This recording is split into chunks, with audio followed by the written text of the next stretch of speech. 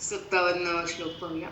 यः सर्वत्रानभिस्नेहस्तत्तत्राप्य शुभाशुभम् नाभिनन्दति न द्वेष्टि तस्य प्रज्ञा प्रतिष्ठिता. यहा विसर्गाचा स उच्चार करायचा. यस सर्वत्र स च्या खाली आघात, व च्या खाली आघात, न भी भी च्या खाली आघात, स्नेह ह च्या खाली, स्त च्या खाली, स्नेहस तत् प्राप्य असे शब्द आहेत. शुभाशुभम शुभ अशुभम. नाभिनंदती न द्वेष्टी न च्या खाली आघात लिहून द चा उच्चार करायचा डोक्यावर. न द्वेष्टी तस्य त च्या खाली आघात, स्य च्या डोक्यावर प चा उच्चार, प्रज्ञातल्या प्र च्या खाली आघात, प्रतिष्ठिता ती च्या खाली. 8व्या मात्रेवर थांबून कसं म्हणायचं.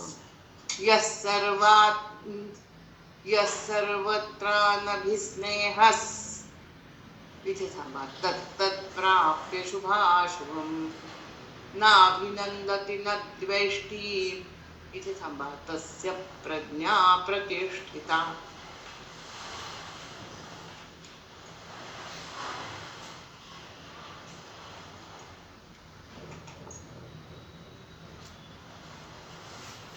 यहा म्हणजे जो माणूस सर्वत्र अनभिस्नेहा सर्वत्र स्नेहरहित असून तत् शुभ अशुभम प्राप्य त्या शुभ किंवा अशुभ अशा वस्तू, व्यक्ती, प्रसंग, परिस्थिती प्राप्त झाल्यामुळे न अभिनंदती न द्वेष्टी प्रसन्नही होत नाही किंवा त्याचा द्वेष दुःख करतही बसत नाही. तस्य प्रज्ञा प्रतिष्ठिता त्याची बुद्धी स्थिर झालेली आहे असं आपण समजावं. या श्लोकांमधून भगवंत आपल्याला स्थिर बुद्धी कोणाची ते सांगतायत. यः सर्वत्रानभिस्नेहा हा शब्द 2 प्रकारांनी, म्हणजे जो सर्वांवर प्रेम करतो, आणि सर्वत्र अनभिस्नेहा जो कुणावर पण प्रेम करत नाही. म्हणजे कोणीही एका व्यक्तीविषयी प्रेमामुळे आसक्त नाही, तोच सर्वांवर प्रेम करू शकतो. जो एका ठिकाणी प्रेमात अडकला तो इतरांवर तसंच प्रेम करू शकत नाही. त्याच्या मनात तुझं आणि माझं असणारच नाही. म्हणजे जसं आपला तो बाब्या, दुसऱ्याचा तो कार्ट, ही भूमिका त्याची काही असणार नाही.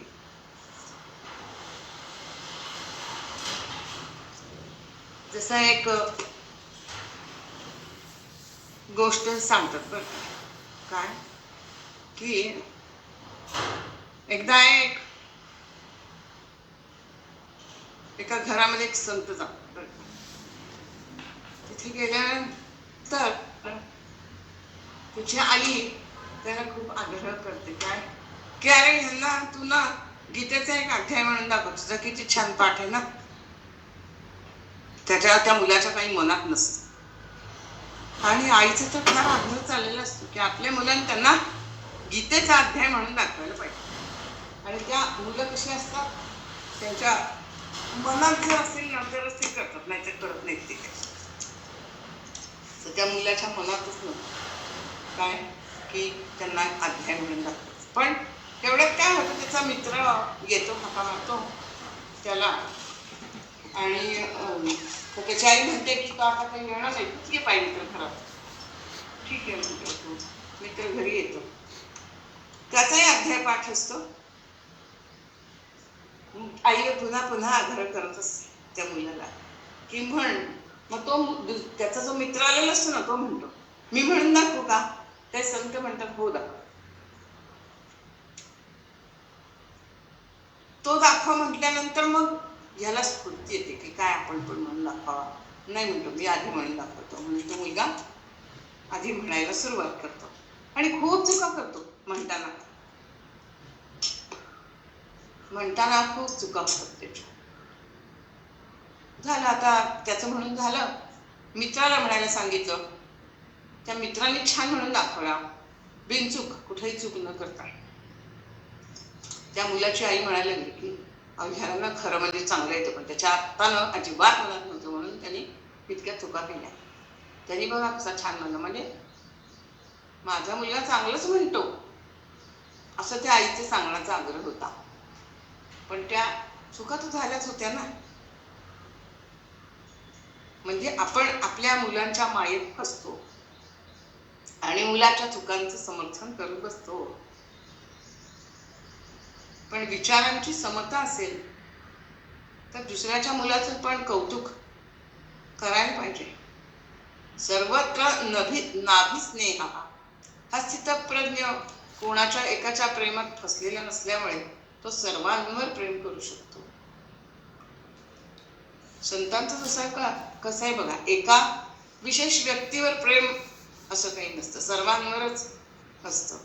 जसं आईचं आपल्या सगळ्या मुलांवर सारखंच प्रेम असतं. एखादा अगदी कमी बुद्धीचा असेल किंवा जरी हुशार असेल एखादा, तरी तिच्या काय भेद नसतो, सारखंच समान प्रेम असतं. मुलांना वाटत असतं आपलं तसं काय की आईचं जरा जास्त त्याच्यावर प्रेम, पण तसं काही नसतं, समान प्रेम असतं.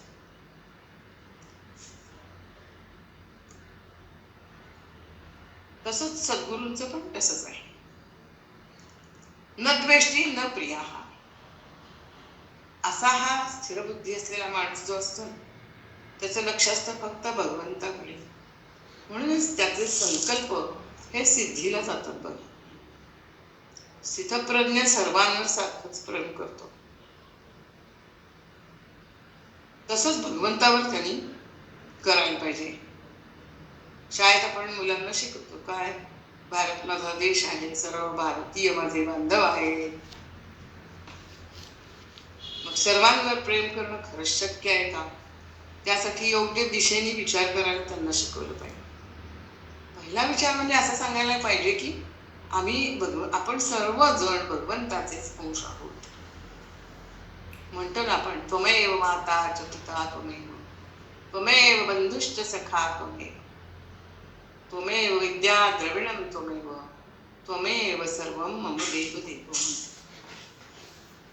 सर्वांचं शरीर आपल्या या पंचमहाभूतापासूनच निर्माण झालेलं आहे.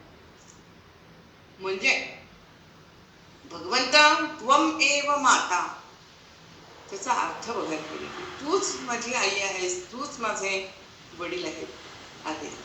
कारण या साऱ्या भगवंताची आपण लेकरं आहोत. हे आपण या पंचमहाभूतापासून आपल्या सर्वांचं शरीर निर्माण झालेलं आहे. हा जो प्राणवायू आपण घेतोय, ऑक्सिजन घेतोय, तर तो एकच घेतोय एकाच ठिकाणाहून. मी जिथून प्राणवायू घेतोय त्याच ठिकाणाहून या जगातले सगळे लोक घेत आहेत, नाही का? असा एका पुण्यातला प्राणवायू वेगळा, दिल्लीतला वेगळा, मुंबईतला वेगळा ना आहे. सगळीकडे प्राणवायू एकच आहे. पण महाभूत, पंचमहाभूत, पृथ्वी आप तेज वायू आकाश, हे सगळी तत्व प्रत्येकाच्या मध्ये अंतर्भूत झालेली आहे. अंतर्बाह्य व्यापणारी ही पंचमहाभूत आहेत. म्हणजे तसं पाहायला गेलं तर आपण एका कुटुंबातलेच झालेलो आहोत खरं सांगायचं. पण ह्याला वसुधैव कुटुंबकम अशी वृत्ती लागते. जसं पहा, येशू ख्रिस्ताच्या हातात जो माणूस खेळ ठोकत होता त्याचं कल्याण व्हावं म्हणून येशू ख्रिस्त परमेश्वराची करुणा करत होता, असं कोण म्हणू शकेल बघा. यस सर्वत्र नदी स्नेह, किती वेदना होत असतील त्याला. तसंच तत्तत् प्राप्य शुभाशुभम, स्थितप्रज्ञ माणसाच्या जीवनात चांगली घटना घडली, अशुभ घडली, तर त्याची भूमिका काय असते की आपल्याला अनुकूल परिस्थिती प्राप्त झाली म्हणजे आनंद होतो आणि आपलं बोलणं वागणं यातून स्पष्ट आपण दिसतोय, त्याला अभिनंदन करणं असं म्हणतात. न अभिनंदती न दृष्टी, चांगलं घडलं तरी विनयाने स्वीकारतो, ती भगवंताची कृपा झाली असं म्हणून स्वीकारतो. अशुभ घडलं तरी देवाला, आपल्या दैवाला दोष देत नाही, आपल्या नशिबाची ती कर्माची फळं आहेत असं समजतो आणि ती आनंद तो स्वीकारतो. जसं एकदा शंकराचार्य भारतभ्रमण करत होते बघा. आणि एका गावामध्ये त्यांनी बघितलं की एक गटारामध्ये एक डुक्कर घाणीत लोळत होत. त्याला पाहून त्याला दया आली आणि ते म्हणते डुकराला म्हणले, अरे घाणीत कशाला राहतोस, मी तुझी स्वर्गात व्यवस्था करू का? ते डुक्कर म्हणलं, स्वर्गात काय असे लोळायला असं गटार असेल का? नसेल ना. मग मला आपलं इथंच बरं. ज्या ठिकाणी देवाण ठेवले त्या ठिकाणी ते त्याला तसं आवडतं. प्राण्यांचं तसं ते. तर स्थितप्रज्ञ म्हणजे त्याचं लक्ष कुठं आहे, त्या डुकराचं त्या घाणीतच आहे. तसं माणसाला जर बुद्धी दिलेली आहे त्यांनी, भगवंतानी, स्थिर बुद्धी होण्यासाठी त्याचं लक्ष कोणाकडे असलं पाहिजे, तर भगवंताकडेच असलं पाहिजे. बाकी गोष्टी त्याचं लक्षच असता कामा नये. बुद्धी आणि प्रज्ञा याच्यात थोडासा फरक आहे. बुद्धी म्हणजे सत्सद विवेक बुद्धी, चांगलं काय आणि वाईट काय याची निवड करणारी. निश्चया आणि प्रज्ञा ही एक निश्चयात्मका बुद्धी. जे ऐकलं पटलं ते अंमलात आणण्यासाठी, जीवनात उतरवण्यासाठी एकाग्र झालेली ही बुद्धी. अशा या 2 प्रकारच्या बुद्धी याच्यामध्ये सांगितलेल्या आहेत. श्लोक कसा म्हणायचा? यः सर्वत्रानभिस्नेहस्तत्तत्प्राप्य शुभाशुभम् नाभिनन्दति न द्वेष्टि तस्य प्रज्ञा प्रतिष्ठिता.